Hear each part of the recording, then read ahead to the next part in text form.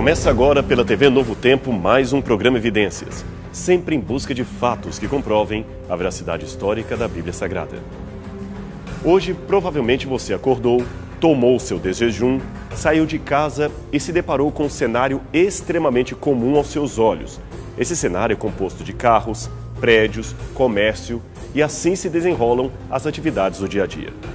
Quem mora no campo e tem uma vida mais privilegiada com menos poluição também começou a sua rotina rural e juntos, cidadãos do campo ou das grandes cidades, todos nós damos forma ao que comumente chamamos de sociedade.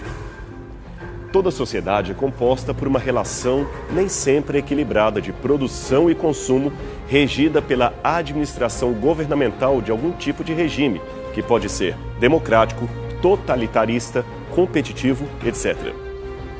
Essas sociedades em conjunto vão dar forma a um sistema organizacional mais vigente e também invisível, conhecido desde a antiguidade pelo nome de civilização. Esse formato em que os povos do mundo inteiro foram se moldando, aglomerando e se organizando é tão óbvio e comum que nem paramos para pensar no mundo fora desse processo.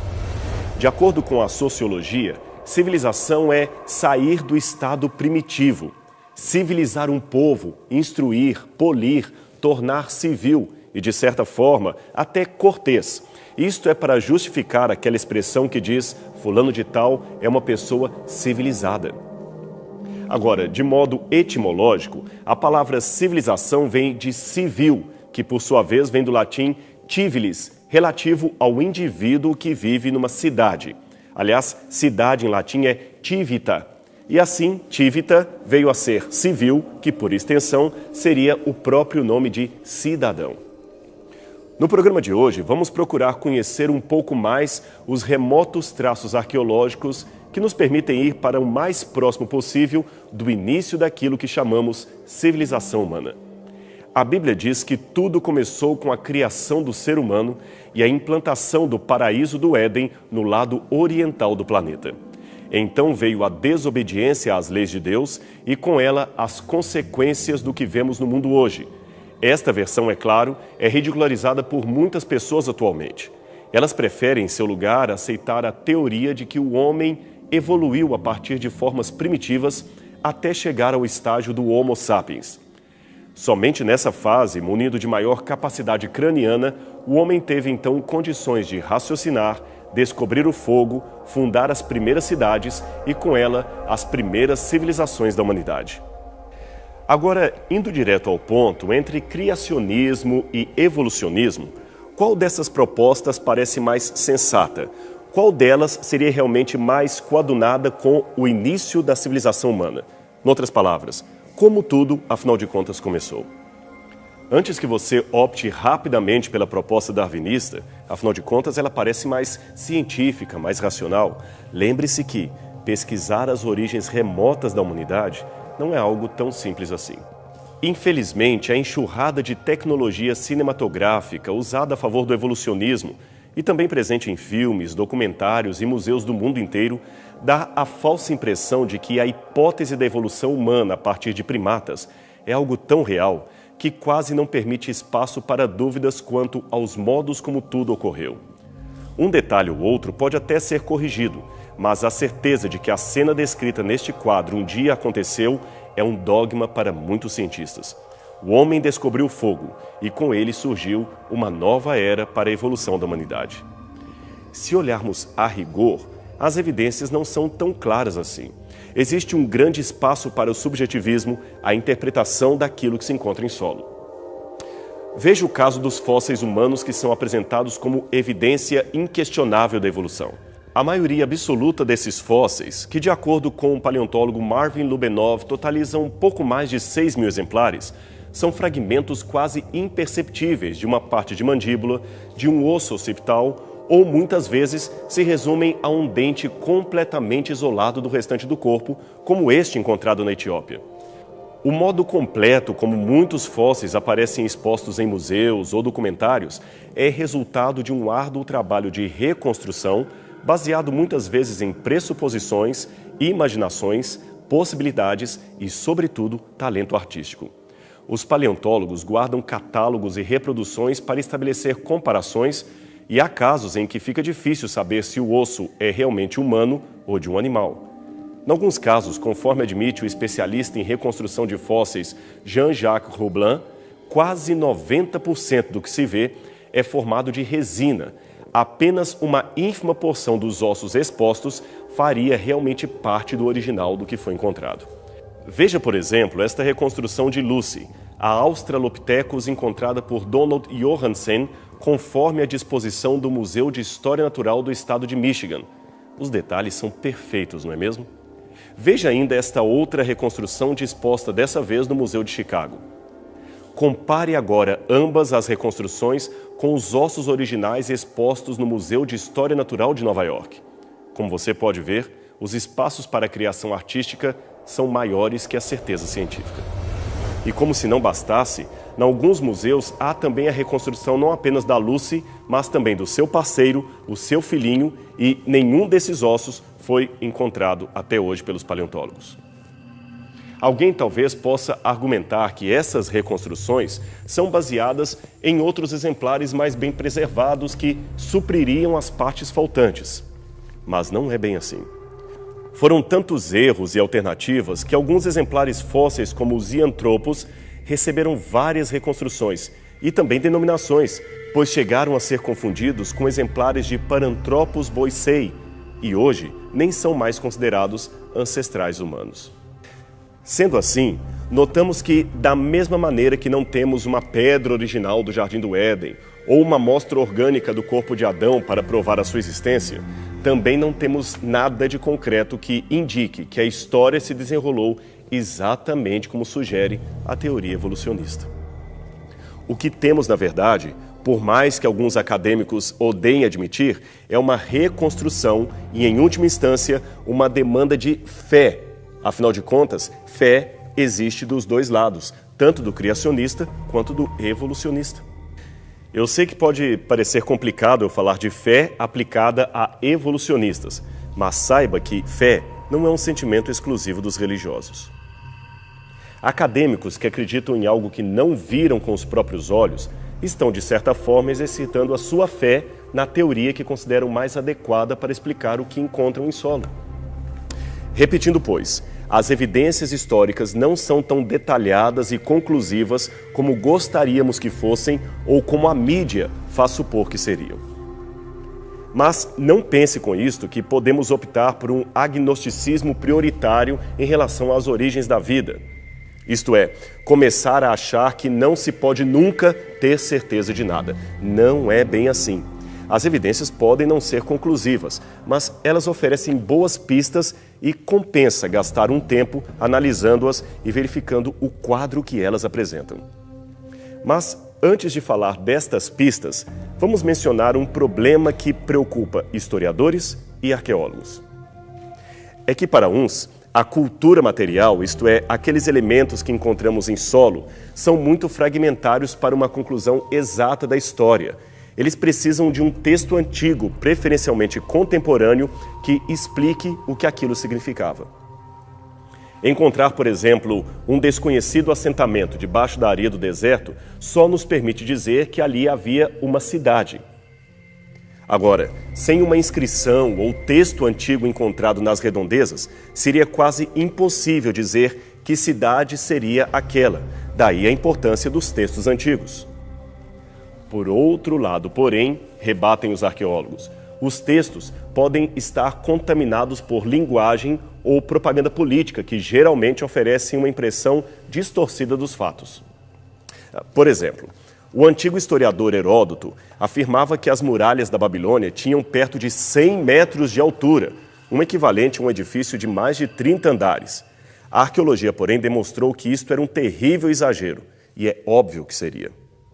Pois bem, a nossa proposta no programa de hoje é trabalhar com um método que correlacione ambas as fontes textuais e não textuais da história antiga, e assim uma poderá lançar luz sobre a outra. Eu vou explicar isso melhor para você.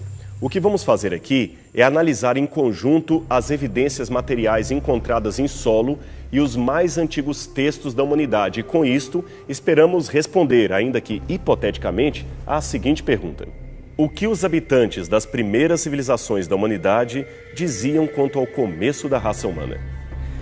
A importância desse exercício está em que aquele povo que viveu antigamente estava bem mais perto das origens do que nós. Veja, eles viveram no 3º milênio antes de Cristo e nós acabamos de entrar no 3º milênio depois de Cristo.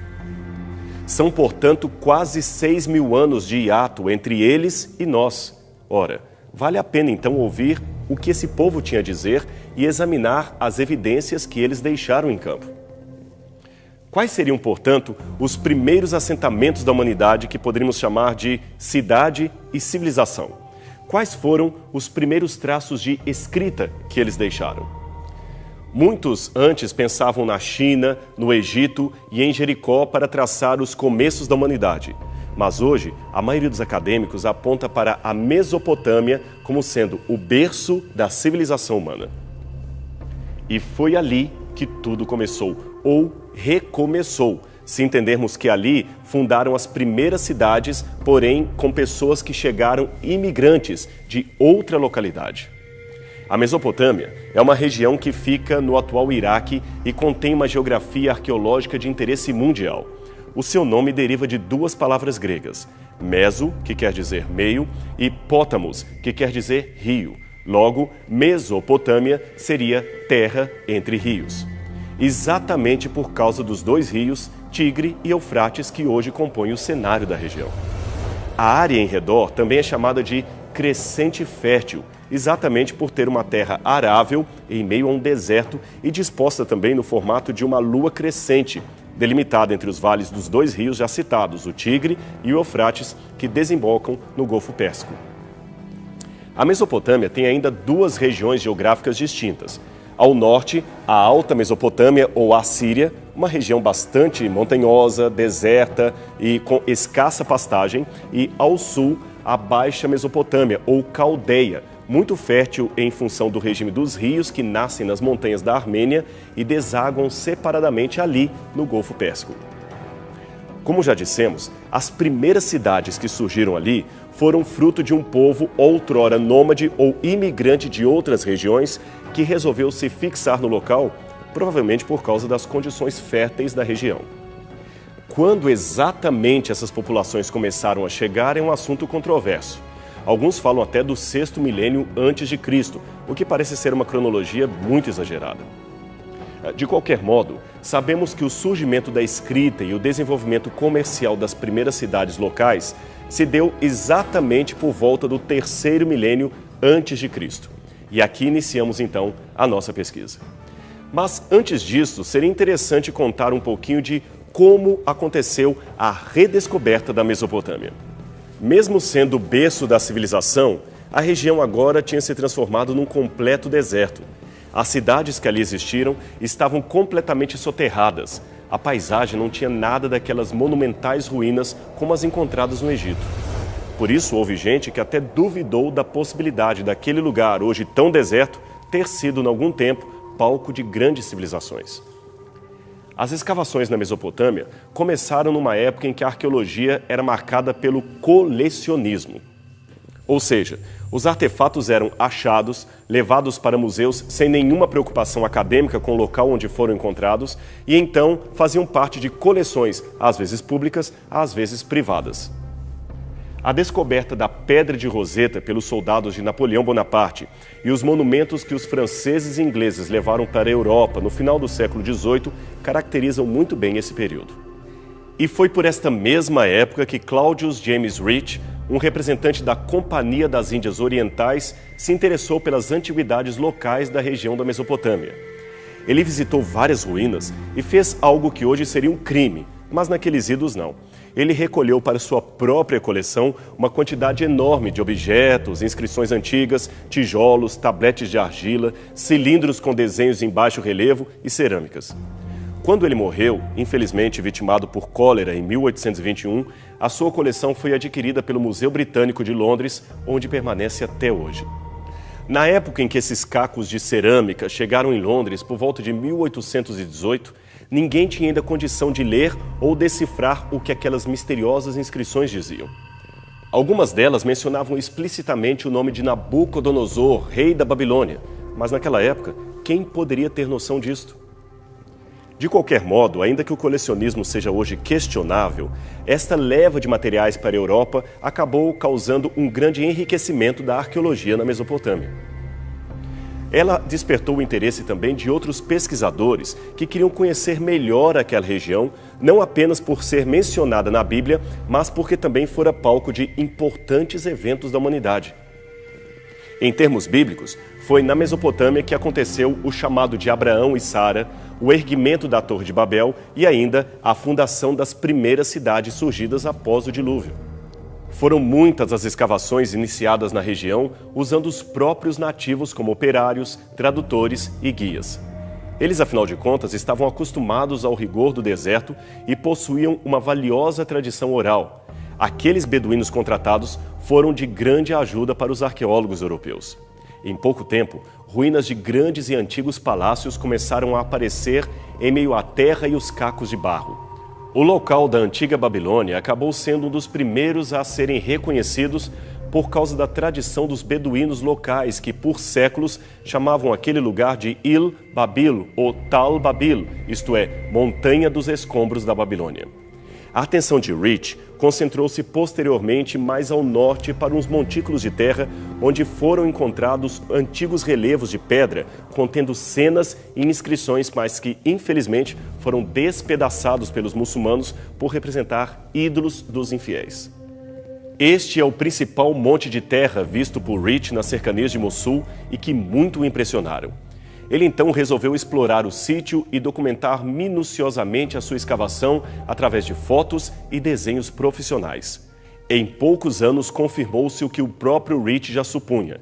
Aquelas eram realmente as ruínas da antiga cidade de Nínive, a capital da Assíria e local da pregação do profeta Jonas. Quem finalmente a descobriu, confirmando a sua identidade, foi o explorador Austin Henry Layard, que trabalhou 18 meses no local. Pena que a confirmação oficial do sítio só se deu após a morte de Rich, mas aquele foi um tremendo achado para a arqueologia moderna. Em 1842, a França enviou para Mossul um diplomata chamado Paul-Émile Botta. Ele estava ali para começar uma escavação patrocinada pelo governo francês. Afinal de contas, os franceses não queriam ficar para trás em relação à Inglaterra, já que estava representada ali pelos trabalhos de Rich. Paul-Émile Botta, cujo nome de nascimento era Paolo Emílio, era italiano, mas foi naturalizado francês e, com menos de 30 anos, já havia sido nomeado cônsul da França em Alexandria, no Egito. Botta era diplomata por função, médico e entomólogo por formação, mas ele não era um arqueólogo profissional. Contudo, conseguiu, a despeito disso, realizar um grande trabalho para o orgulho dos franceses. Ele não temia passar horas e horas no lombo de um camelo em pleno deserto para anotar cada montículo de terra ou de areia que ele encontrava pelo caminho. Ele também fez escavações e enfrentou o perigo de ser preso, uma vez que a sua pesquisa era considerada ilegal pelo governo otomano que tomava conta do local. Mas, no final de tudo, ele acabou sendo bem-sucedido e o seu esforço foi recompensado com a descoberta da cidade de Dur-Sharukim, ou Fortaleza de Sargon, que ficava na parte da vila de Khorshaba. Ali estavam os restos do palácio de Sargão, e aquela havia sido antes a Nínive, a capital da Assíria, por volta de 717 a.C. Contudo, nem o próprio Emílio Botta estava a princípio consciente da importância do seu achado. Veja o que ele escreveu por ocasião em seu diário particular. O que tudo isso significa? Que estruturas seriam estas? Em que século eles viveram? A que nação pertenceu este palácio? Os desenhos nestas paredes estão me contando histórias de alegrias e ais? Seriam estes sinais estranhos algum tipo de linguagem? Só posso dizer que estas ruínas marcam a queda de algo que fora um grandioso e brilhante passado, mas que agora está desconhecido pelos homens. Realmente, o que aquele explorador francês havia visto pela primeira vez depois de anos debaixo do solo era algo realmente impressionante. Essa foto moderna tirada no sítio de Nínive nos dá uma ideia da suntuosidade das coisas que Bota encontrou no sítio de Khor-Shabba. Pena que muitas peças delicadas, feitas de alabastro, ao serem expostas ao sol, acabaram derretendo perante os olhos dos exploradores. Outras acabaram quebrando-se devido ao transporte sem muitos cuidados. Dessas peças, o que sobrou foram desenhos da época feitos pelo francês Eugène Fladan, testemunhos únicos de uma arte infelizmente perdida para sempre. Enquanto essas fantásticas descobertas eram feitas, Henry Rawlinson decifrava a partir de inscrições encontradas em Persépolis o significado daqueles antigos caracteres cuneiformes que haviam sido considerados indecifráveis desde as escavações de Rich e Bota. Mas agora, finalmente, as inscrições palacianas, os tabletes, podiam finalmente ser lidos e decifrados. E quando as primeiras traduções foram feitas, evidenciou-se a veracidade de muitas partes da Bíblia que os críticos haviam colocado em dúvida. Um exemplo estava nas inscrições que Bota havia descoberto em Khor-Shabba. Este foi um dos primeiros textos decifrados e ele trazia declarações amplas de várias conquistas feitas por Sargão II, o grande rei da Assíria. A questão é que, até a descoberta desses textos, os críticos tomavam passagens bíblicas como Isaías capítulo 20, verso 1, e negavam taxativamente a sua veracidade. Veja o que a Bíblia diz nesta passagem. No ano em que Tartã, enviado por Sargão, rei da Síria, enviado a Asdobe, e a guerreou e a tomou, neste mesmo tempo falou o Senhor por intermédio de Isaías. O curioso é que até essa época, nenhum outro texto antigo fora da Bíblia mencionava um rei chamado Sargão, e nem se sabia ao certo se realmente existia um império assírio no 8º século a.C. Logo, a Bíblia não poderia, segundo os críticos, ser considerada um genuíno relato histórico. Porém, as descobertas de Rawlinson, Rich, Layard e Bota silenciaram a tese dos críticos. E não foi só isso. Os registros encontrados também faziam menção de Samaria, de Omri, que seriam respectivamente a capital e o rei de Israel, diversas vezes mencionados no Antigo Testamento. Estes são apenas alguns exemplos de confirmações arqueológicas à historicidade do texto bíblico. Mas essa história não para por aqui. Ainda há muito o que contar para você sobre a fantástica redescoberta da Mesopotâmia e a sua importância para o entendimento da Bíblia Sagrada. No próximo programa, veremos como vieram à luz a descoberta das mais antigas cidades do mundo, datadas do 3º milênio a.C. E, finalmente, conheceremos a história que eles contavam acerca das origens da humanidade aqui no planeta Terra. No último programa Evidências, você pôde acompanhar conosco as primeiras escavações e a redescoberta da Mesopotâmia, o berço da civilização humana. No nosso programa hoje, vamos continuar a conhecer estas descobertas e também compreender as importantes revelações que elas trouxeram a respeito da origem da civilização humana e a veracidade histórica da Bíblia Sagrada. Como você viu, 4 nomes destacam nas primeiras escavações da Mesopotâmia: Claudius James Rich, Paul Emil Bota, Austen Henry Layard e Henry Rawlinson. Este, embora não tenha feito parte das escavações, ajudou na decifração de textos cuneiformes que os escavadores encontraram na região. As escavações por toda a parte não paravam. Equipes francesas, inglesas e alemãs disputavam cada parte de terra em busca de antigas cidades que revelassem detalhes do passado da humanidade. Aqui no mapa você vê a demarcação de uma localidade chamada Eridu. E aqui temos uma foto aérea desta mesma localidade. Como você pode ver, trata-se aparentemente de um simples monturo de areia e nada mais. Mas ali, debaixo de toda aquela areia do deserto, estaria na verdade um dos maiores centros urbanos da antiga Mesopotâmia. Eridu seria uma das cidades mais antigas, se não a mais antiga cidade da humanidade, que resultou no surgimento de outros importantes centros urbanos unidos por um avançado sistema de irrigação e agricultura.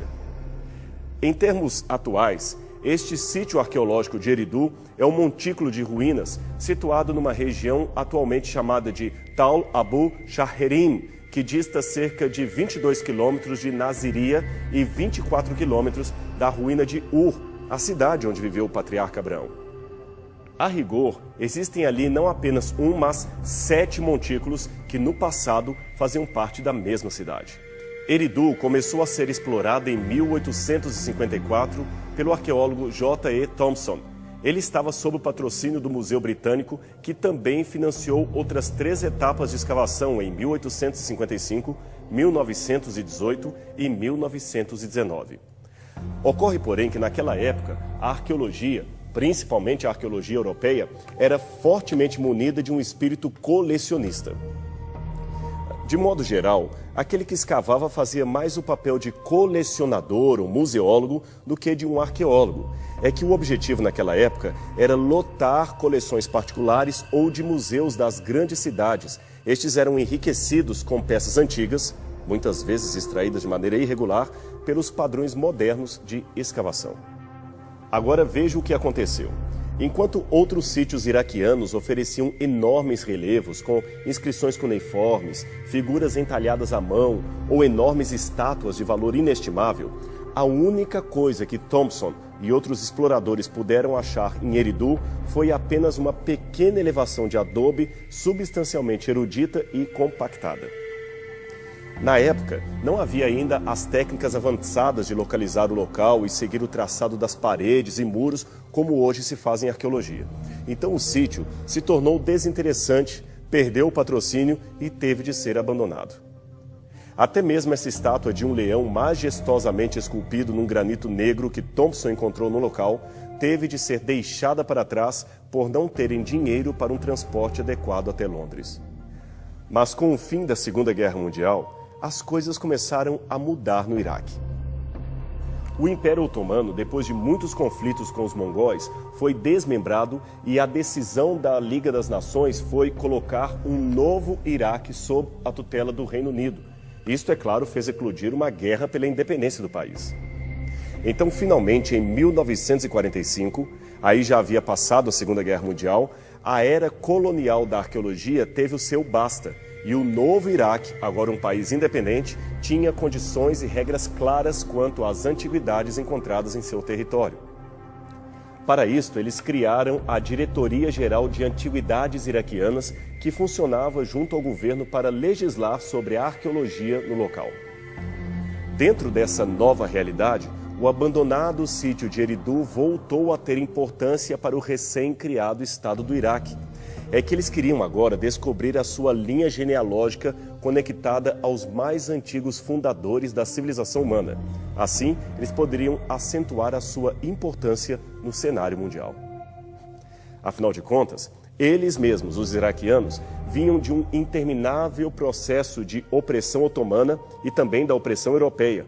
Mas agora, na condição de um país livre, eles queriam descobrir as suas raízes e a continuidade de sua cultura local. Foi também significativo que o governo oficialmente muçulmano desse patrocínio para escavar em um sítio pré-islâmico. E isto foi muito bom para o conjunto das pesquisas. Os trabalhos, então, em Eridu recomeçaram em 1946 e tiveram como diretor um arqueólogo iraquiano por nome Fuad Safar.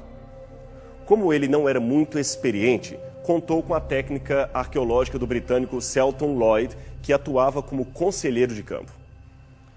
Em pouco tempo, o sítio revelou ser a representação de uma das mais recuadas épocas de habitação humana na região da Mesopotâmia. Aliás, ali não era apenas a origem da civilização mesopotâmica, mas da civilização humana de um modo geral, especialmente no Oriente Médio. Em pouco tempo, começaram a aparecer fragmentos de cerâmica, vasos, estátuas e uma boa quantidade de inscrições cuneiformes desde os primeiros estágios da formação da escrita. Foi exatamente ali, naquela vizinhança, que os sumerianos inventaram a escrita a partir de traços cuneiformes que hoje podem ser decifrados por especialistas em paleografia. A equipe arqueológica de Eridu começou os trabalhos de escavação pelo topo da colina, aonde havia traços de um antigo edifício composto de maciças paredes e vários degraus de uma enorme escada. Aquele era realmente o resquício do que fora outrora um edifício monumental, mas que agora jazia escondido por debaixo de uma colina de areia. Aqui você pode ver uma parte da parede externa de tijolos sobressaindo-se sobre a terra. Nesta outra foto, vemos o topo com o fragmento da antiga escadaria. Aquele edifício revelou ser um zigurat. E o que é um zigurat? Pois bem, um zigurat é uma torre-templo muito alta, construída para adorar aos deuses e para outro fim especial que logo a seguir comentaremos. Você vê agora em sua tela outra foto tirada do canto sul do edifício e, finalmente, uma reconstrução artística de como ele seria em seu período de glória. Note por essa reconstrução que a cidade seria uma metrópole fluvial com um enorme porto e vários barcos. De fato, os arqueólogos acreditam que, embora hoje tudo seja um imenso deserto, naquela época era possível chegar de barco à entrada da cidade. Esse mapa mostra como no terceiro milênio o Golfo Pérsico, que hoje está distante da região, era fronteiriço às cidades. Eridu ficava próxima à antiga desembocadura do rio Eufrates, junto ao Golfo Pérsico, que então era alimentado por um canal que saía do rio até a entrada do porto principal. Hoje, não só o Golfo Pérsico está recuado em relação a Eridu, como as rotas dos rios Tigre e Eufrates também mudaram consideravelmente o seu curso ao longo dos anos. Agora, se tem uma coisa que impressionou os arqueólogos, foi o sistema de irrigação e drenagem que havia em toda a região. Uruk, Erech, Lagash e Ur, a cidade de Abraão, eram os principais centros urbanos da região que tinham conexões políticas entre si e com a cidade de Eridu. Tudo leva a crer que juntas elas faziam parcerias para construir canais, diques e reservatórios d'água, usando já naquele tempo a invenção da roda e a tração animal. Os monarcas dessas cidades também construíam templos de elaborada arquitetura que serviam como centro político, econômico, administrativo e religioso. Eridu era uma boa síntese das crenças que havia na região e aqui destaca-se a importância do seu zigurat, isto é, da sua torre-templo e também das demais 31 torres sagradas que havia em várias partes da Mesopotâmia. O zigurat de Eridu fazia parte de um complexo de 16 ou 18 ocupações. Aqui está no topo, pode ser datada em torno do ano 2100 a.C., isto graças a tijolos como estes, que faziam parte da sua estrutura original e traziam inscrições dedicadas aos reis Ur-Nammu e Amar-Sin, governantes da terceira dinastia de Ur, por volta do século 21 a.C. Os arqueólogos ainda descobriram sob as esquinas do zigurat as paredes de outros edifícios ainda mais antigos, todos feitos de adobe, e no nível mais baixo, uma surpresa. Ali, sob a duna de uma areia limpa, foi encontrado este altar, que era a mais antiga construção de todas. Era um altar modesto, cuja área não ia além de 3 metros quadrados. Ele continha um pedestal de frente para a entrada e um nicho com uma parede. Aquele foi um dos primeiros, se não o primeiro altar construído pelos habitantes da cidade de Eridu. E como é curioso notar a sua semelhança com outros altares que a Bíblia registra como tendo sido construídos sob a ordem de Deus para sacrificar cordeiros em referência ao Messias que haveria de vir. A Bíblia diz que a edificação de um altar e sacrifício foram as primeiras coisas que Noé e seus filhos fizeram logo após saírem da arca sobrevivendo ao grande dilúvio. E na sequência do Gênesis, essa atitude de construir altares em sacrifícios foi perpetuada em várias gerações. Novamente, é interessante notar que o santuário de Eridu começa com um altar e todos os demais edifícios culticos que se seguiram até a construção da torre-templo também ocupam o mesmo lugar. O novo edifício era praticamente uma reconstrução do edifício anterior, aproveitando as suas paredes, os seus alicerces. Foram, portanto, séculos de edificações sobre a mesma elevação até ao ostracismo completo da cidade por volta do ano 600 a.C. Aliás, é interessante ainda que, de acordo com o léxico sumeriano produzido por John Halloran, na escrita antiga da linguagem sumeriana, o mesmo pictograma ou sinal usado para expressar curral de ovelhas era também frequentemente usado como metáfora para representar um templo ou santuário. E esse achado arqueológico, juntamente com a narrativa bíblica, corroboram com a explicação desse fenômeno. os altares foram os primeiros santuários e o sacrifício de cordeiros a mais antiga forma de culto de que se tem notícia. E quanto às histórias que encontramos em Eridu, o que eles diziam a respeito de suas próprias origens e da origem da humanidade?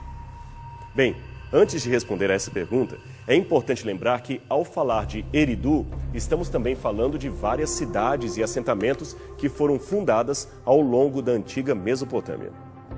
Portanto, não se trata de uma tradição apenas local, mas de toda uma região que ali se assentou, vindo, é claro, de outro lugar. Por isso, algumas histórias foram encontradas também em Uruk, Nippur, Ur e outros sítios arqueológicos da região. E é importante mencionar que, por centenas de anos, Eridu continuou a existir como um centro religioso ou cerimonial de toda aquela parte sul, até ser eclipsada por Ur, que rapidamente cresceu em tamanho. Mas isto é uma outra história. Agora, indo direto aos mitos mesopotâmicos, pelos textos encontrados em Eridu e outros sítios como Nippur, descobrimos que, de acordo com os antigos habitantes locais, 5 cidades foram fundadas antes do grande dilúvio que cobriu toda a terra. Veja, não é apenas a Bíblia que menciona um dilúvio universal. Os primeiros documentos produzidos pela humanidade também falam desta terrível inundação da qual sobreviveram apenas algumas pessoas para repovoar o planeta. E você se lembra das torres-templo ou zigurates que mencionamos anteriormente? Pois bem, a descrição encontrada em várias tabuletas sumerianas fala que, dentre os motivos para a construção dessas torres tão altas, além da adoração aos deuses, estava o claro desespero de escapar de um possível segundo dilúvio. E você não precisa ser um exímio conhecedor da Bíblia para reconhecer aqui um traço do episódio da Torre de Babel. De fato, aquele povo estava cronologicamente perto da memória daqueles que sobreviveram à catástrofe e, por isto, tinham tanto medo de que ela se repetisse. De acordo com este tablete sumeriano que aparece em seu vídeo, depois que as cidades e reis foram criadas, os deuses decidiram destruí-los por meio de um dilúvio. Aí, continua a história, um homem chamado Ziusudra, que pertencia à cidade sagrada de Eridu, foi instruído pelo deus Enki a construir um barco e assim sobreviver às águas abismais. Depois de salvo, ele ofereceu um sacrifício aos deuses Anu e Enlil. É curiosa a semelhança dessa história com a narrativa bíblica, não é mesmo? Das cidades fundadas antes do dilúvio, a primeira, segundo o mito sumeriano, seria justamente a cidade de Eridu. Agora, aqui é preciso apresentar 2 possíveis interpretações para o mito. Muitos assiriologistas pensam que aquela Eridu em que os mesopotâmicos moravam seria, segundo a sua crença, a primeira cidade sagrada fundada pelos deuses. Mas é possível apresentar uma interpretação alternativa segundo a leitura sequencial dos mitos. Essa alternativa propõe que a cidade sumeriana de Eridu não era a primeira cidade fundada no mundo, mas tinha o mesmo nome dela. E se assim for, o que os antigos habitantes queriam dizer é o seguinte: os seus ancestrais haviam saído de uma antiga cidade sagrada chamada Eridu, que fora fundada antes do dilúvio, mas que agora não mais existia. Portanto, em memória a esta cidade de seus ancestrais, eles fundaram uma nova cidade com o mesmo nome, como aliás fizeram muitos imigrantes ao colonizarem uma nova região. No Brasil, por exemplo, figuram muitas cidades com nome de cidades europeias, como Nova Trento, Nova Hamburgo, Nova Friburgo, Nova Venécia, etc. Agora, o mais interessante é que, embora a etimologia de Eridu ainda seja desconhecida, muitos acadêmicos apostam na certeza de que Eridu viria da mesma raiz da palavra hebraica Éden. Aliás, dentre esse mesmo conjunto de vocábulos antigos encontrados nos tabletes cuneiformes, as palavras Edim e Edenu também aparecem para referir-se a um jardim original no qual os deuses estavam. Agora veja, Edim, Edenu, Éden, Eridu significam todas paraíso, planura ou lugar abundantemente regado. Parece vir realmente de uma mesma raiz. Isso também explicaria por que os 2 rios que margeiam a região, coincidentemente, recebem nomes que aparecem também no Gênesis, eles são chamados com o nome de 2 dos 4 rios que saíam do Éden, a saber, o Tigre e o Eufrates. Mas as semelhanças continuam. Os moradores de Eridu ainda mantinham esta lista de reis que, de acordo com eles, governaram o mundo antes do dilúvio. E estes tinham uma expectativa de vida simplesmente assombrosa, exatamente como diz a Bíblia. Mas esta expectativa reduz dramaticamente na lista à medida que aparecem aqueles que vieram depois do dilúvio. Eles também se referem aos pré-diluvianos como sendo Anunnakis, isto é, gigantes que povoavam a terra. E dentre eles havia um dos primeiros reis mencionados que tinha o nome de Adapa ou Adamu. Este fora um importante monarca de Eridu da época pré-diluviana e a essa altura você já deve ter percebido a incrível semelhança fonética entre Adapa ou Adamu e o nome hebraico Adam, que nós traduzimos em português por Adão. A sua tradição também afirma que a humanidade fora criada por Enki a partir do pó da terra e que ele soprou no primeiro boneco de barro humano o seu fôlego de vida, de modo que este se tornou um ser vivo. Mas os homens, e principalmente Adapa, não foram criados imortais. Não, eles eram mortais em sua geração. E se você observar bem a sua Bíblia, vai perceber que Adão também não foi criado imortal, mas sim candidato à imortalidade mediante a obediência. E ele também foi criado do pó da terra e recebeu o fôlego de vida que o tornou alma vivente. De fato, as semelhanças entre esses mitos e o Gênesis são algo muito impressionante. Nessas imagens, você vê alguns tabletes cuneiformes seguidos de vários selos cilíndricos antigos e impressões de argila que contam e ilustram estas e outras histórias mesopotâmicas que mencionamos. Numa delas, Adapa comparece perante os deuses para ser julgado, pois ele havia cometido uma falta. Ele então é questionado por um dos deuses sobre o fato de ter se recusado a comer o alimento proibido que lhe daria o conhecimento pleno e a vida eterna, tal qual a serpente também propôs ao casal adâmico na versão do Gênesis. Os sumerianos também tinham entre os seus muitos deuses a adoração de um ser que ora era figurado na forma de uma serpente com patas e asas, noutra forma como um dragão.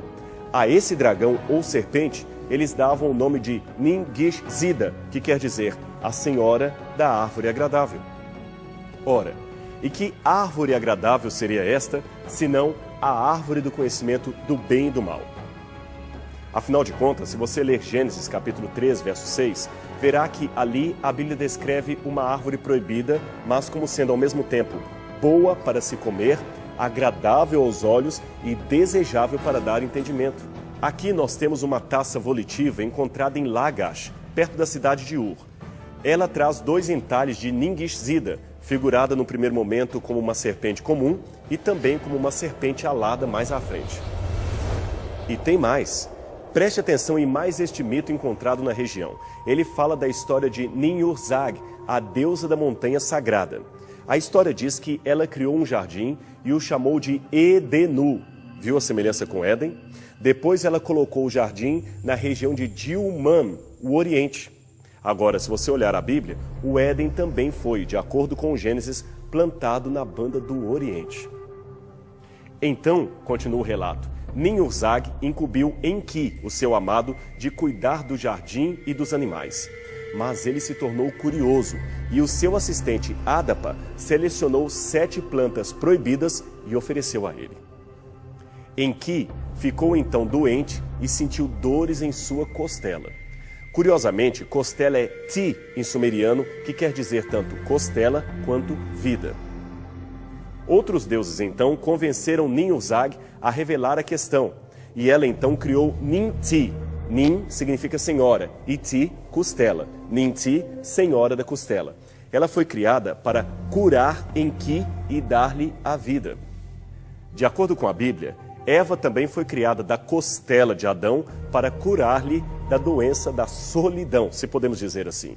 Agora, num dicionário hebraico qualquer, você encontrará esta informação.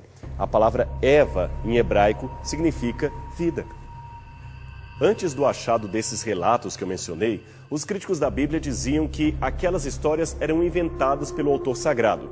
Agora, uma vez que a arqueologia trouxe à lume uma enxurrada de evidências escritas séculos antes da Bíblia, para tornar claro que aquela história não era um mito explicado ou criado pelo autor da Bíblia, eles mudaram seu argumento.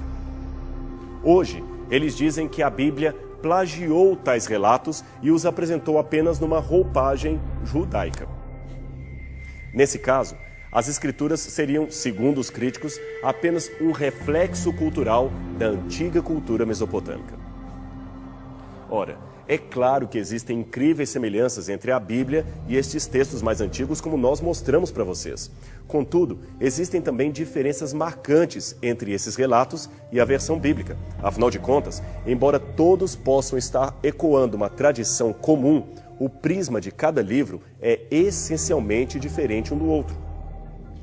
E isto, por si só, mostra que a Bíblia não pode ter se valido primariamente desses tabletes a fim de produzir a sua própria versão da história.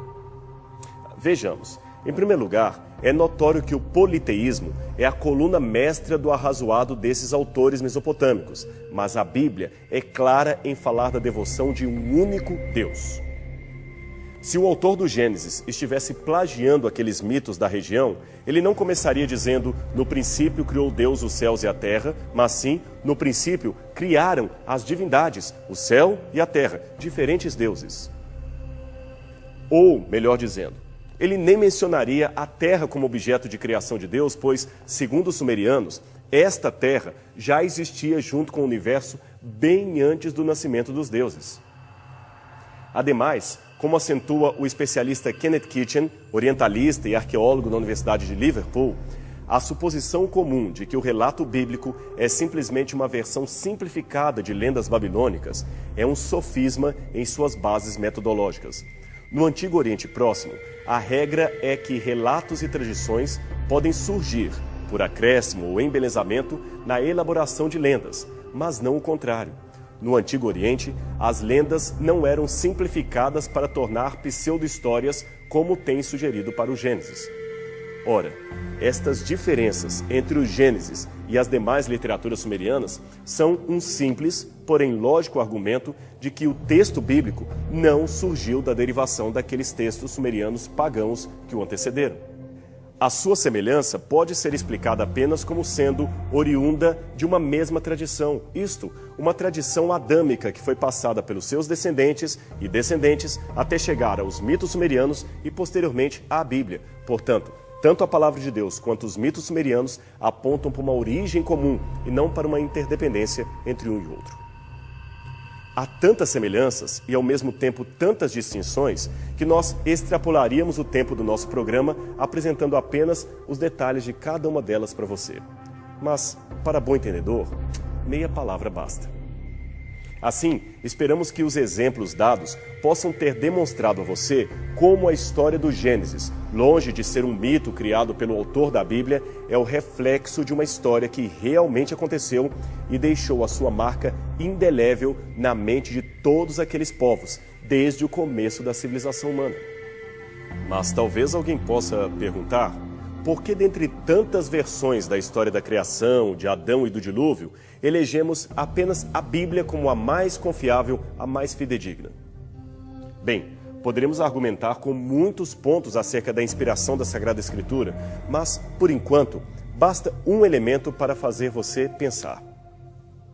É o seguinte, pergunte por aí quantas vidas já foram transformadas pela leitura dos mitos sumerianos ou babilônicos. Quem teve uma verdadeira experiência de conversão ou abandono de velhos hábitos escutando a história de Adapa ou o heroísmo de Ziusudra? Se houver hipoteticamente alguém que tenha sua vida transformada pela leitura dos mitos sumerianos, se houver, esta será uma pessoa rara. Agora, por outro lado, procure descobrir quantos já tiveram a sua vida mudada para melhor pelo simples fato de lerem a Bíblia e aceitarem a mensagem de salvação que ela apresenta. O número será realmente incalculável. A Bíblia Sagrada, portanto, é um livro que transforma vidas. E vida realmente transformada pelo poder salvador de Deus é um argumento que nem maior dos céticos poderá refutar. Você não concorda comigo? Eu espero que a sua vida seja todos os dias também transformada pela leitura deste livro e pela mensagem que ele apresenta. E nós vamos ficando por aqui, mas semana que vem temos outro encontro aqui na TV Novo Tempo para mais um programa Evidências. Até lá!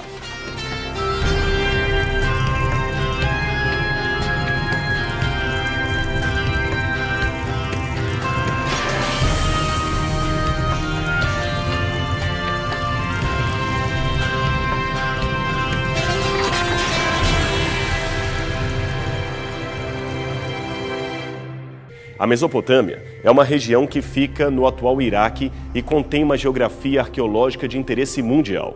O seu nome deriva de duas palavras gregas, meso, que quer dizer meio, e pótamos, que quer dizer rio. Logo, Mesopotâmia seria terra entre rios.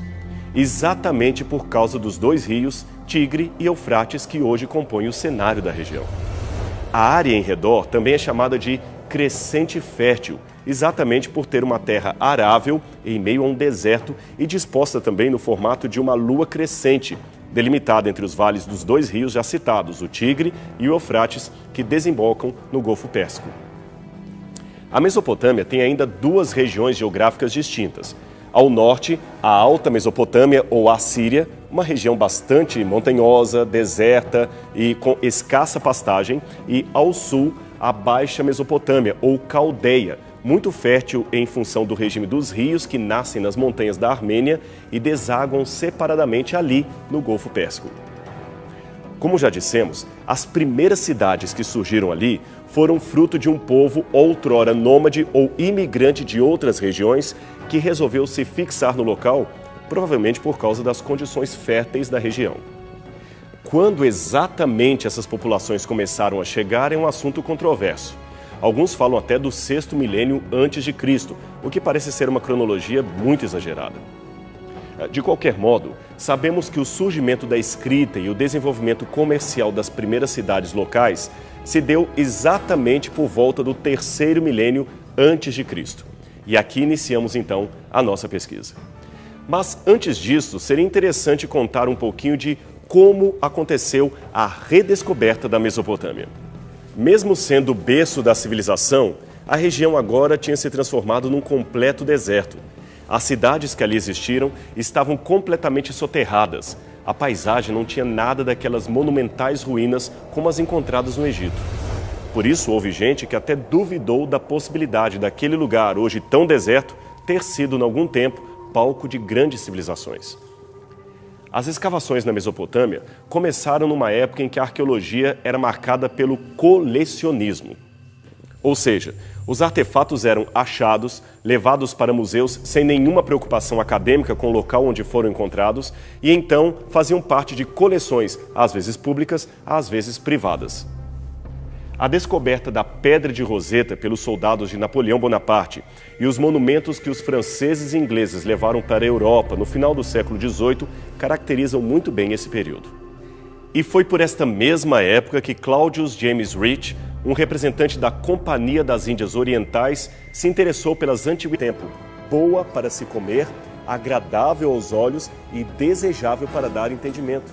Aqui nós temos uma taça volitiva encontrada em Lagash, perto da cidade de Ur.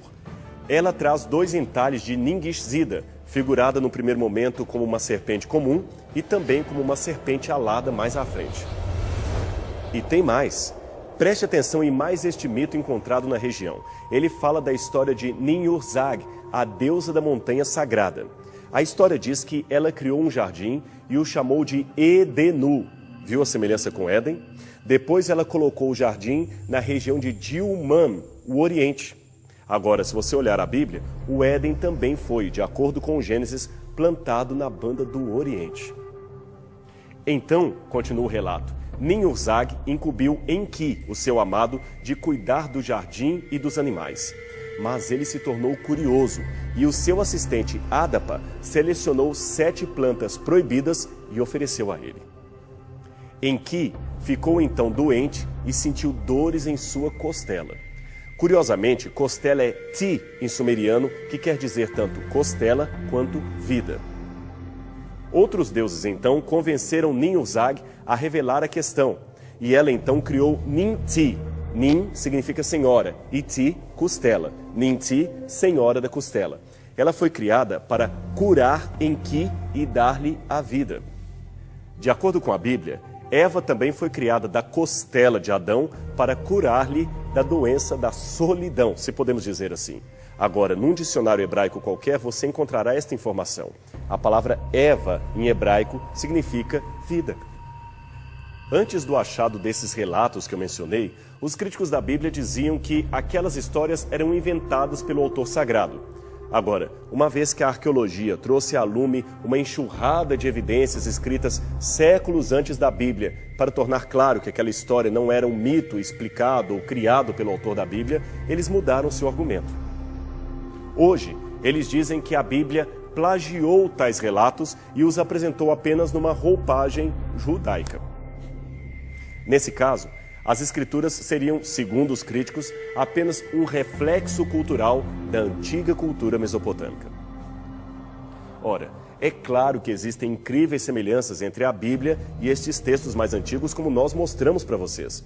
Contudo, existem também diferenças marcantes entre esses relatos e a versão bíblica. Afinal de contas, embora todos possam estar ecoando uma tradição comum, o prisma de cada livro é essencialmente diferente um do outro. E isto, por si só, mostra que a Bíblia não pode ter se valido primariamente desses tabletes a fim de produzir as suas grandes cidades. Todos nós damos forma ao que comumente chamamos de sociedade. Toda sociedade é composta por uma relação nem sempre equilibrada de produção e consumo, regida pela administração governamental de algum tipo de regime, que pode ser democrático, totalitarista, competitivo, etc. Essas sociedades em conjunto vão dar forma a um sistema organizacional mais vigente e também invisível, conhecido desde a antiguidade pelo nome de civilização. Esse formato em que os povos do mundo inteiro foram se moldando, aglomerando e se organizando é tão óbvio e comum que nem paramos para pensar no mundo fora desse processo. De acordo com a sociologia, civilização é sair do estado primitivo, civilizar um povo, instruir, polir, tornar civil e, de certa forma, até cortês. Isto é para justificar aquela expressão que diz fulano de tal é uma pessoa civilizada. Agora, de modo etimológico, a palavra civilização vem de civil, que por sua vez vem do latim civilis, relativo ao indivíduo que vive numa cidade. Aliás, cidade em latim é civita. E assim, civita veio a ser civil, que por extensão seria o próprio nome de cidadão. No programa de hoje, vamos procurar conhecer um pouco mais os remotos traços arqueológicos que nos permitem ir para o mais próximo possível do início daquilo que chamamos civilização humana. A Bíblia diz que tudo começou com a criação do ser humano e a implantação do paraíso do Éden no lado oriental do planeta. Então veio a desobediência às leis de Deus e com ela as consequências do que vemos no mundo hoje. Esta versão, é claro, é ridicularizada por muitas pessoas atualmente. Elas preferem, em seu lugar, aceitar a teoria de que o homem evoluiu a partir de formas primitivas até chegar ao estágio do Homo sapiens. Somente nessa fase, munido de maior capacidade craniana, o homem teve então condições de raciocinar, descobrir o fogo, fundar as primeiras cidades e, com ela, as primeiras civilizações da humanidade. Agora, indo direto ao ponto, entre criacionismo e evolucionismo, qual dessas propostas parece mais sensata? Qual delas seria realmente mais coadunada com o início da civilização humana? Em outras palavras, como tudo, afinal de contas, começou? Antes que você opte rapidamente pela proposta darwinista, afinal de contas, ela parece mais científica, mais racional, lembre-se que pesquisar as origens remotas da humanidade não é algo tão simples assim. Infelizmente, a enxurrada de tecnologia cinematográfica usada a favor do evolucionismo e também civilis, relativo ao indivíduo que vive numa cidade. Aliás, cidade em latim é civita. E assim, civita veio a ser civil, que por extensão seria o próprio nome de cidadão. No programa de hoje, vamos procurar conhecer um pouco mais os remotos traços arqueológicos que nos permitem ir para o mais próximo possível do início daquilo que chamamos civilização humana. A Bíblia diz que tudo começou com a criação do ser humano e a implantação do paraíso do Éden no lado oriental do planeta. Então veio a desobediência às leis de Deus e com ela as consequências do que vemos no mundo hoje. Esta versão, é claro, é ridicularizada por muitas pessoas atualmente. Elas preferem, em seu lugar, aceitar a teoria de que o homem evoluiu a partir de formas primitivas até chegar ao estágio do Homo sapiens. Somente nessa fase, munido de maior capacidade craniana, o homem teve então condições de raciocinar, descobrir o fogo, fundar as primeiras cidades e, com ela, as primeiras civilizações da humanidade. Agora, indo direto ao ponto, entre criacionismo e evolucionismo, qual dessas propostas parece mais sensata? Qual delas seria realmente mais coadunada com o início da civilização humana? Em outras palavras, como tudo, afinal de contas, começou? Antes que você opte rapidamente pela proposta darwinista, afinal de contas, ela parece mais científica, mais racional, lembre-se que pesquisar as origens remotas da humanidade não é algo tão simples assim.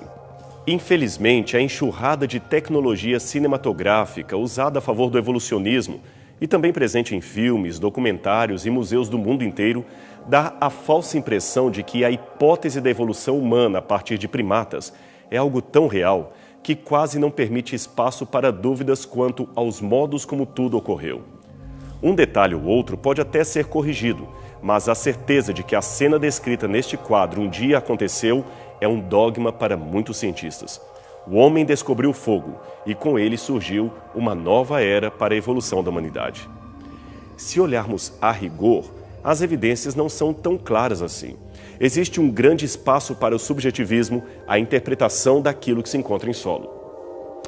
Veja o caso dos fósseis humanos que são apresentados como evidência inquestionável da evolução.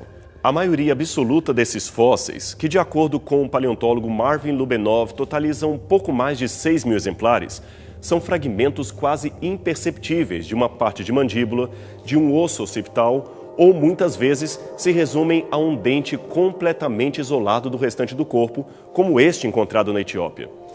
O modo completo como muitos fósseis aparecem expostos em museus ou documentários, realizar um grande trabalho para o orgulho dos franceses. Ele não temia passar horas e horas no lombo de um camelo em pleno deserto para anotar cada montículo de terra ou de areia que ele encontrava pelo caminho. Ele também fez escavações e enfrentou o perigo de ser preso, uma vez que a sua pesquisa era considerada ilegal pelo governo otomano que tomava conta do local. Mas, no final de tudo, ele acabou sendo bem-sucedido e o seu esforço foi recompensado com a descoberta da cidade de Dur-Sharukin, ou Fortaleza de Sargon, que ficava na parte da vila de Khorshaba. Ali estavam os restos do palácio de Sargão, e aquela havia sido antes a Nínive, a capital da Assíria, por volta de 717 a.C. Contudo, nem o próprio Emílio Botta estava a princípio consciente da importância do seu achado. Veja o que ele escreveu por ocasião em seu diário particular. O que tudo isso significa? Que estruturas seriam estas? Em que século eles viveram? A que nação pertenceu este palácio? Os desenhos nestas paredes estão me contando histórias de alegrias e ais? Seriam estes sinais estranhos algum tipo de linguagem? Só posso dizer que estas ruínas marcam a queda de algo que fora um grandioso e brilhante passado, mas que agora está desconhecido pelos homens. Realmente, o que aquele explorador francês havia visto pela primeira vez depois de anos debaixo do solo era algo realmente impressionante. Essa foto moderna tirada no sítio de Nínive nos dá uma ideia da suntuosidade das coisas que Botta encontrou no sítio de Khorshaba. Pena que muitas peças delicadas, feitas de alabastro, ao serem expostas ao sol, acabaram derretendo perante os olhos dos exploradores. Outras acabaram quebrando-se devido ao transporte sem muitos cuidados. Dessas peças, o que sobrou foram desenhos da época feitos pelo francês Eugène Fladan, testemunhos únicos de uma arte infelizmente perdida para sempre. Enquanto essas fantásticas descobertas eram feitas, Henry Howlison decifrava a partir de inscrições encontradas em Persépolis o significado daqueles antigos caracteres cuneiformes que haviam sido considerados indecifráveis desde as escavações de Rich e Botta. Mas agora, finalmente, as inscrições palacianas, os tabletes, podiam finalmente ser lidos e decifrados. E quando as primeiras traduções foram feitas, evidenciou-se a veracidade de muitas partes da Bíblia que os críticos haviam colocado em dúvida. Um exemplo estava nas inscrições que Botta havia descoberto em Khorshaba.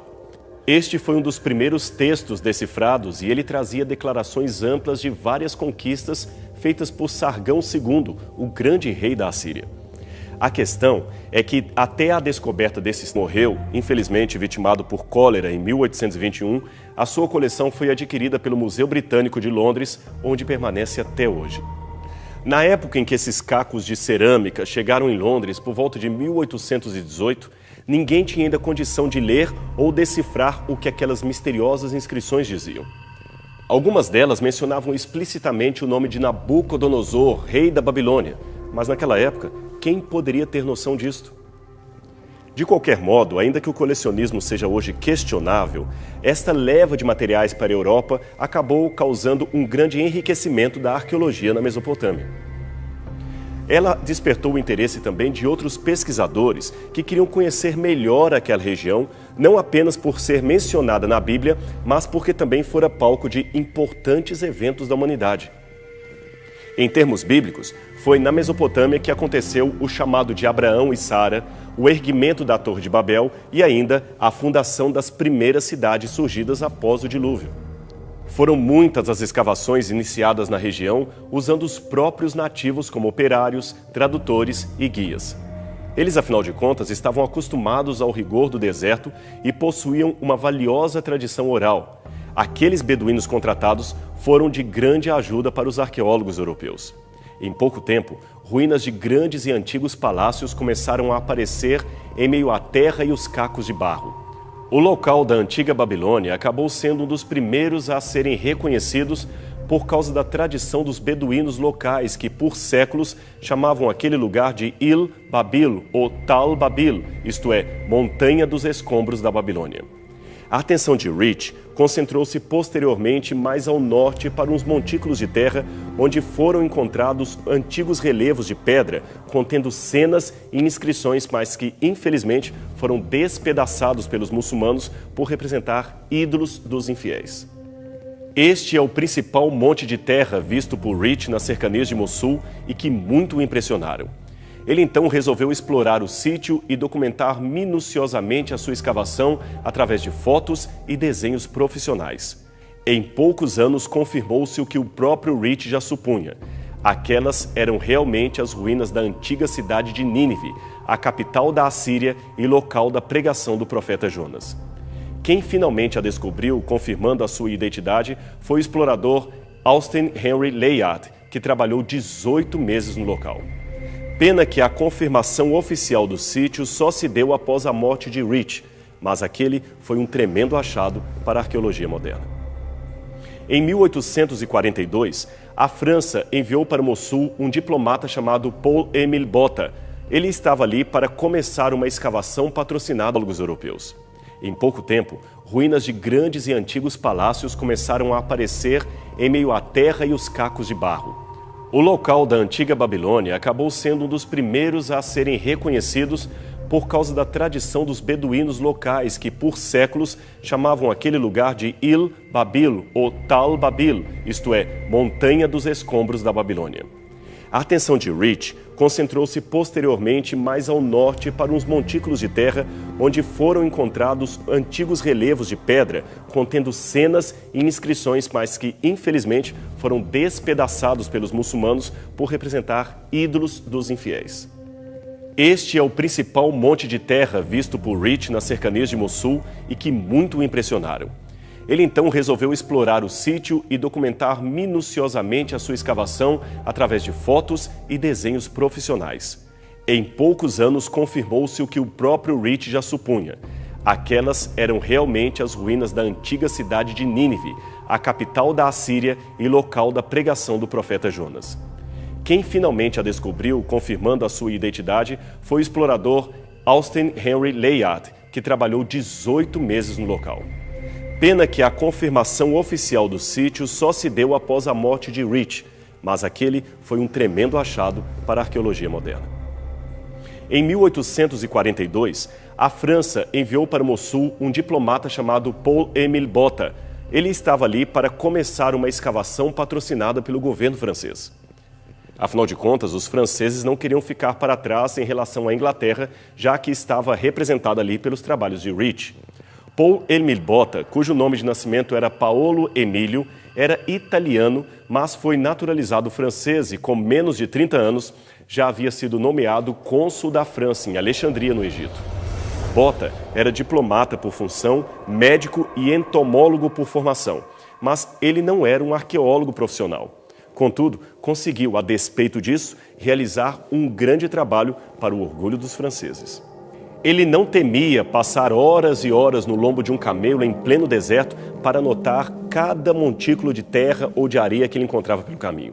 Ele também fez escavações e enfrentou o perigo de ser preso, uma vez que a sua pesquisa era considerada ilegal pelo governo otomano que tomava conta do local.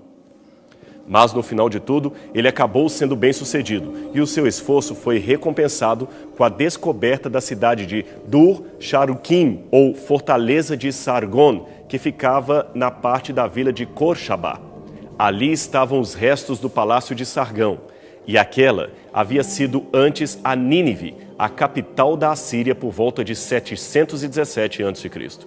Contudo, nem o próprio Emílio mas ele não era um arqueólogo profissional. Contudo, conseguiu, a despeito disso, realizar um grande trabalho para o orgulho dos franceses.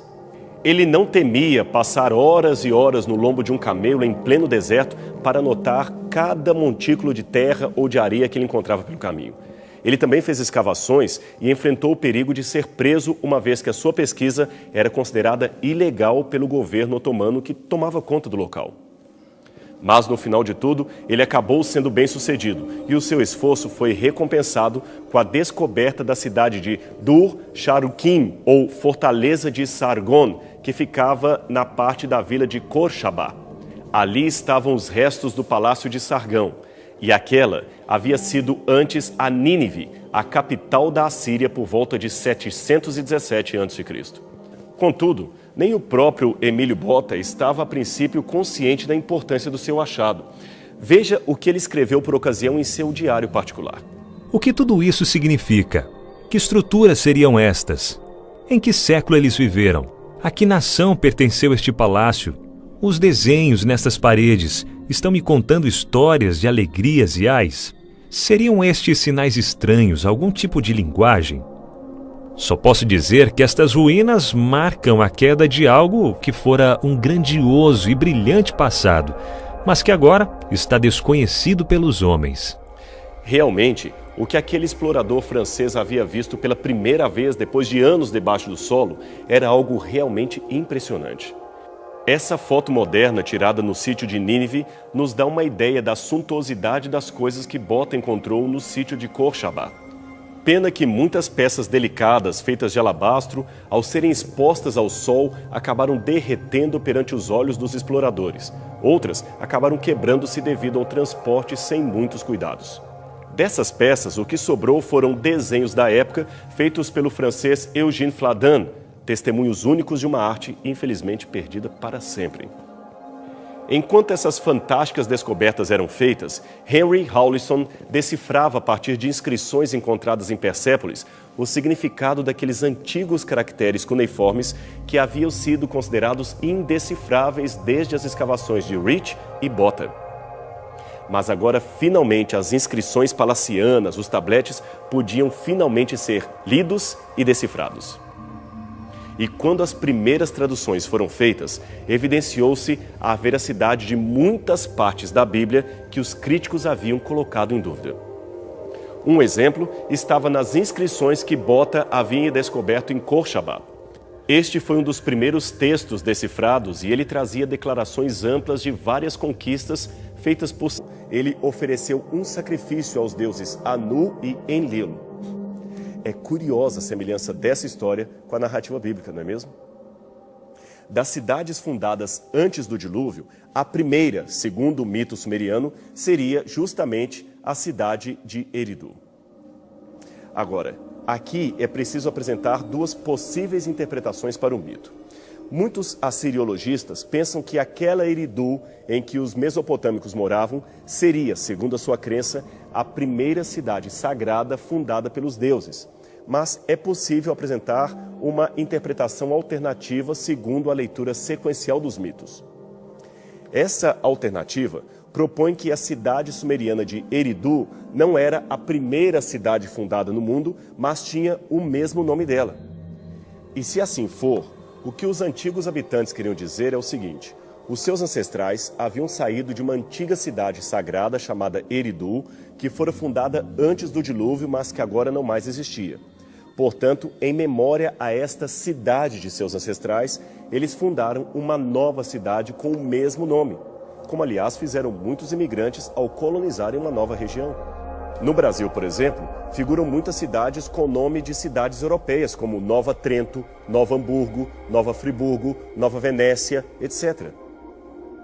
Agora, o mais interessante é que, embora a etimologia de Eridu ainda seja desconhecida, muitos acadêmicos apostam na certeza de que Eridu viria da mesma raiz da palavra hebraica Éden. Aliás, dentre esse mesmo conjunto de vocábulos antigos encontrados nos tabletes cuneiformes, as palavras Edim e Edenu também aparecem para referir-se a um jardim original no qual os deuses estavam. Agora veja, Edim, Edenu, Éden, Eridu significam todas paraíso, planura ou lugar abundantemente regado. Parece vir realmente de uma mesma raiz. Isso também explicaria porque os dois rios que margeiam a região, coincidentemente, recebem nomes que aparecem também no Gênesis. Eles são chamados com o nome de dois dos 4 rios que saíam do Éden, a saber, o Tigre e o Eufrates. Mas as semelhanças continuam. Os moradores de Eridu ainda mantinham esta lista de reis que, de acordo com eles, governaram o mundo antes do dilúvio. E estes tinham uma expectativa de vida simplesmente assombrosa, exatamente como diz a Bíblia, mas esta expectativa reduz dramaticamente na lista à medida que aparecem aqueles que vieram depois do dilúvio. Eles também se referem aos pré-diluvianos como sendo Anunnakis, isto é, gigantes que povoavam a Terra, e dentre eles havia séculos antes da Bíblia, para tornar claro que aquela história não era um mito explicado ou criado pelo autor da Bíblia, eles mudaram seu argumento.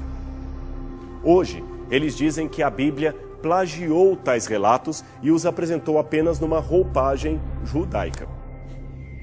Nesse caso, as escrituras seriam, segundo os críticos, apenas um reflexo cultural da antiga cultura mesopotâmica. Ora, é claro que existem incríveis semelhanças entre a Bíblia e estes textos mais antigos, como nós mostramos para vocês. Contudo, existem também diferenças marcantes entre esses relatos e a versão bíblica. Afinal de contas, embora todos possam estar ecoando uma tradição comum, o prisma de cada livro é essencialmente diferente um do outro. E isto, por si só, mostra que a Bíblia não pode ter se valido primariamente desses tabletes a fim de produzir a sua própria versão da história. Vejamos. Em primeiro lugar, é notório que o politeísmo é a coluna mestra do arrazoado desses autores mesopotâmicos, mas a Bíblia é clara em falar da devoção de um único Deus. Se o autor do Gênesis estivesse plagiando aqueles mitos da região, ele não começaria dizendo, no princípio criou Deus os céus e a terra, mas sim, no princípio, criaram as divindades, o céu e a terra, diferentes deuses. Ou, melhor dizendo, ele nem mencionaria a terra como objeto de criação de Deus, pois, segundo os sumerianos, esta terra já existia junto com o universo bem antes do nascimento dos deuses. Ademais, como acentua o especialista Kenneth Kitchen, orientalista e arqueólogo da Universidade de Liverpool, a suposição comum de que o relato bíblico é simplesmente uma versão simplificada de lendas babilônicas é um sofisma em suas bases metodológicas. No Antigo Oriente Próximo, a regra é que relatos e tradições podem surgir, por acréscimo ou embelezamento na elaboração de lendas, mas não o contrário. No Antigo Oriente, as lendas não eram simplificadas para tornar pseudo-histórias como tem sugerido para o Gênesis. Ora, estas diferenças entre o Gênesis e as demais literaturas sumerianas são um simples, porém lógico argumento de que o texto bíblico não surgiu da derivação daqueles textos sumerianos pagãos que o antecederam. A sua semelhança pode ser explicada apenas como sendo oriunda de uma mesma tradição, isto, uma tradição adâmica que foi passada pelos seus descendentes e descendentes até chegar aos mitos sumerianos e posteriormente à Bíblia. Portanto, tanto a palavra de Deus quanto os mitos sumerianos apontam para uma origem comum e não para uma interdependência entre um e outro. Há tantas semelhanças e ao mesmo tempo tantas distinções que nós extrapolaríamos o tempo de outra localidade. A Mesopotâmia é uma região que fica no atual Iraque e contém uma geografia arqueológica de interesse mundial. O seu nome deriva de duas palavras gregas, meso, que quer dizer meio, e pótamos, que quer dizer rio. Logo, Mesopotâmia seria terra entre rios. Exatamente por causa dos dois rios, Tigre e Eufrates, que hoje compõem o cenário da região. A área em redor também é chamada de crescente fértil, exatamente por ter uma terra arável em meio a um deserto e disposta também no formato de uma lua crescente, delimitada entre os vales dos dois rios já citados, o Tigre e o Eufrates, que desembocam no Golfo Pérsico. A Mesopotâmia tem ainda duas regiões geográficas distintas. Ao norte, a Alta Mesopotâmia ou Assíria, uma região bastante montanhosa, deserta e com escassa pastagem, e ao sul, a Baixa Mesopotâmia ou Caldeia, muito fértil em função do regime dos rios que nascem nas montanhas da Armênia e desaguam separadamente ali no Golfo Pérsico.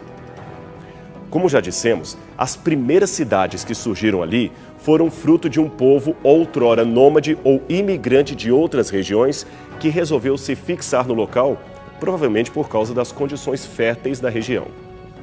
Quando exatamente essas populações começaram a chegar é um assunto controverso. Alguns falam até do 6º milênio antes de Cristo, o que parece ser uma cronologia muito exagerada. De qualquer modo, sabemos que o surgimento da escrita e o desenvolvimento comercial das primeiras cidades locais se deu exatamente por volta do 3º milênio antes de Cristo. E aqui iniciamos então a nossa pesquisa. Mas antes disso, seria interessante contar um pouquinho de como aconteceu a redescoberta da Mesopotâmia. Mesmo sendo o berço da civilização, a região agora tinha se transformado num completo deserto. As cidades que ali existiram estavam completamente soterradas. A paisagem não tinha nada daquelas monumentais ruínas como as encontradas no Egito.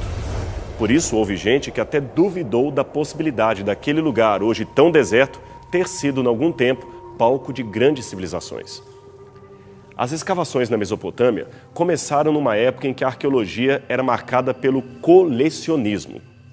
Ou seja, os artefatos eram achados, levados para museus sem nenhuma preocupação acadêmica com o local onde foram encontrados e então faziam parte de coleções, às vezes públicas, às vezes privadas.